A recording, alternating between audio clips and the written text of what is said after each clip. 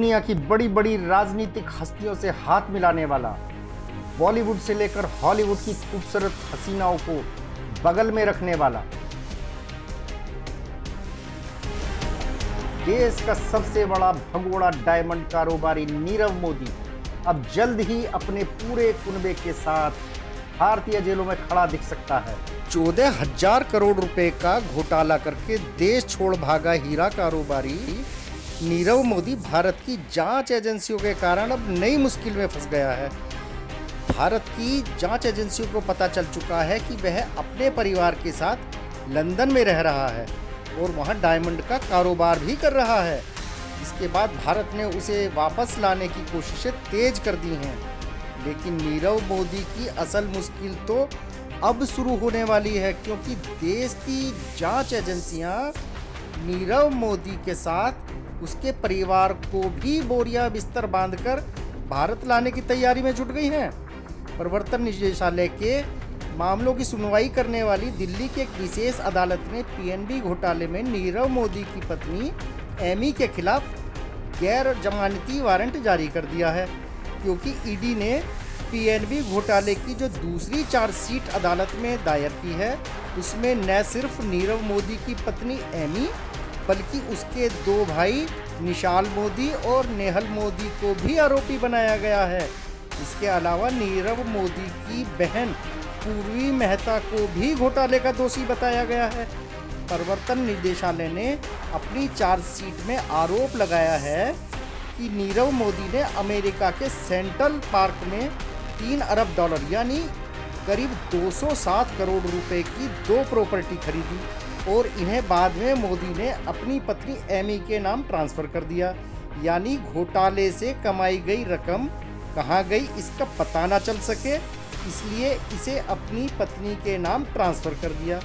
कि नीरव मोदी के साथ अकेले इस घोटाले की गुनाहगार नहीं है। मोदी की बहन पूर्वी मेहता, जो बेल्जियम में अपने पति मयंक मेहता के साथ रहती है, उसने भी घोटाले की रकम को खुर्द-बुर्द करने के लिए अपने भाई का साथ दिया। पूर्वी मेहता नीरव मोदी की विदेशों में बनी उन फर्जी कंपनियों को हैंडल करती थी जिनमें घोटाले की रकम ट्रांसफ़र की जाती थी।